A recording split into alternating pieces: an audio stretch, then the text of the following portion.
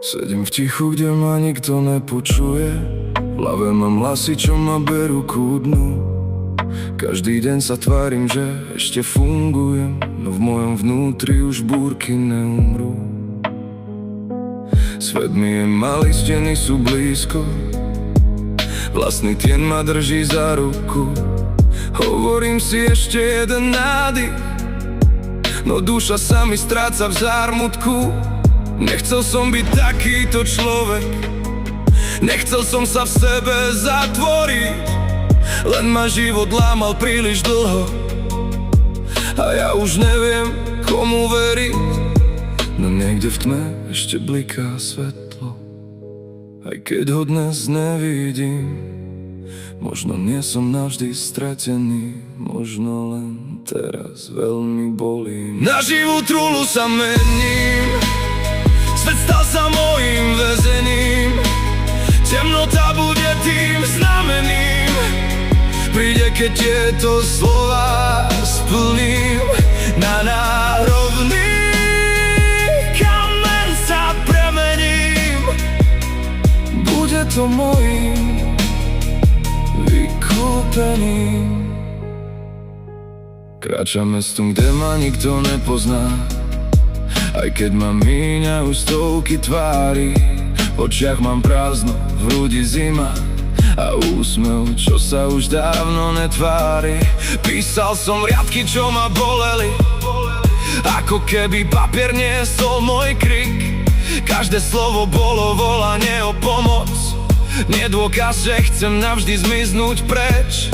Možno len chcem, aby niekto prišiel, sadol si ku mne a mlčal tiež, aby povedal: viem, že ťa to ničí, ale prosím, dnes ešte neodíď preč.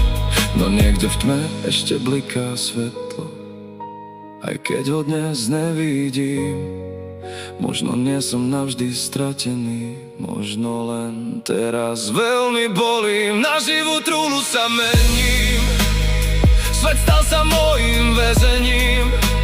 Temnota bude tým znamením, príde, keď tieto slova splním. Na národný kameň sa premením, bude to mojím vykúpením. Ale možno vykúpenie nie je koniec. Možno je to ráno, ktoré ešte nepoznám.